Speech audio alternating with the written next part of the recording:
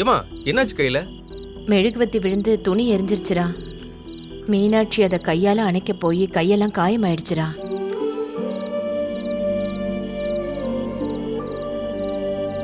டேய், துணி தானே, வேற தச்சுக்கலாம்ல. எதுக்கு கையால் அணைக்க போன? நீ தைச்சுக்கலான்னு ஈஸியா சொல்லுவேன்.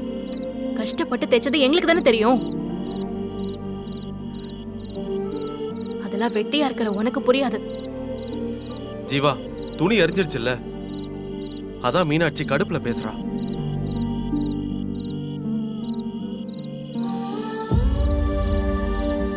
நிறைய துணி எரிஞ்சிருச்சா? 4-5 துணி எரிஞ்சிருச்சு.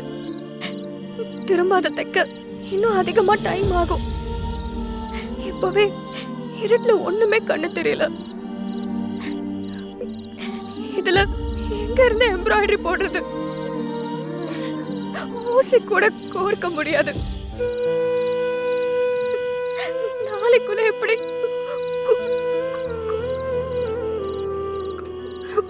தேன கொடுக்க முடியும்? என்ன பண்றதுன்னு தெரியல. தேனு, நீ முதல்ல அழாத, டென்ஷன் ஆகாத.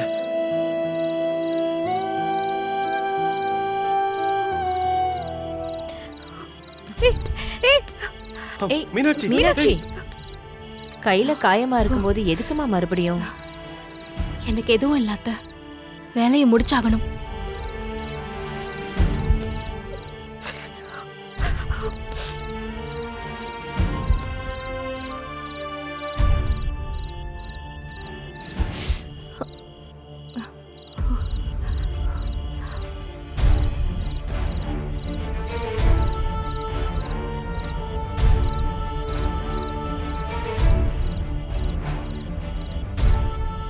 ஜீவா, இபி ஆபீஸ் போனல என்னடா சொன்னாங்க? வர முடியாதுன்னு சொல்லிட்டாங்கய்யா.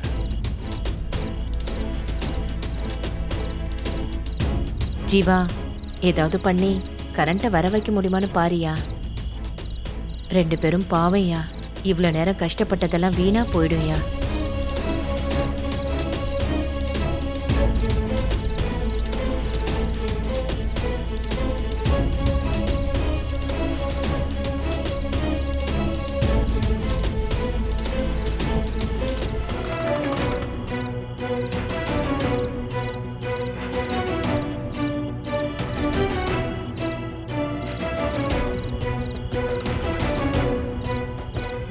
ஏமாச்சி, எம்ப்ராய்டரி வேலை அவ்வளவுதான் போல இருக்கே.